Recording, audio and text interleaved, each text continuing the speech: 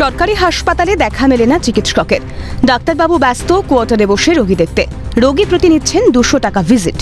সরকারি নিয়ম নীতি লাটে তুলে বহাল তবিয়াতে চিকিৎসা করছেন চিকিৎসক বিশ্বভন চক্রবর্তী।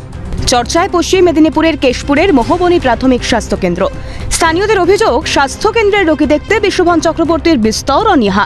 বিকেল 5টা থেকে রাত 9টা পর্যন্ত সরকারি কোয়ার্টারে বসেই রোগী দেখেন তিনি। এমনকি হাসপাতালের রোগীদের দায় এড়াতে মেদিনীপুর মেডিকেল কলেজ হাসপাতালে রেফার করছেন তিনি।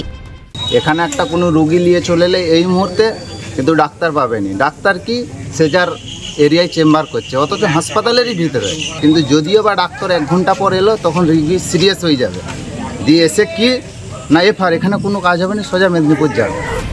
সরকারি হাসপাতালের চিকিৎসক কেন করছেন নিয়ম বিরুদ্ধ কাজকর্ম?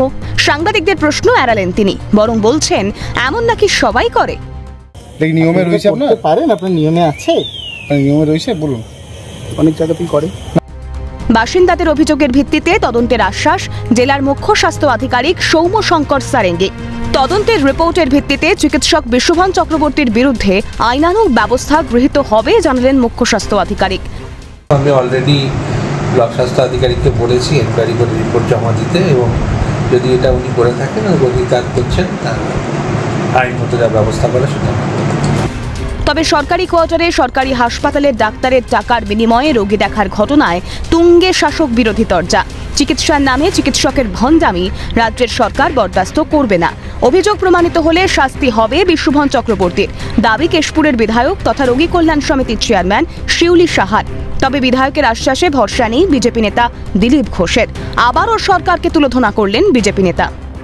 এ ব্যাপারে আমি বিএমওইচকে এবং সিএমওইচকে অবগত করব, যাতে এটা তদন্ত হয় এবং দেখে নেয় এরকম কোনো ঘটনা যদি ঘটে তার যা যা ব্যবস্থা নেওয়া উচিত সেটা যেন নেয়। যদি বলেন যে বিএমওইচ জেনে করছে, তিনি নিজেকে বাঁচানোর জন্য করছেন। ডাক্তাররা প্রাইভেট চেম্বার চালান, আর হসপিটালে ডাক্তার নেই, ওষুধ নেই, নার্স নেই, সবাই চালাচ্ছে, কে করবে? মন্ত্রীরা অফিসে আসবেন না, মুখ্যমন্ত্রী কোথায় ঘুরে বেড়াচ্ছেন ঠিক নেই। তাই সব জায়গায় আস্তে আস্তে অব্যবস্থা হয়ে যাচ্ছে। স্কুল, কলেজ, ইউনিভার্সিটি দেখছেন তো মহিলাদের উপর কি হচ্ছে।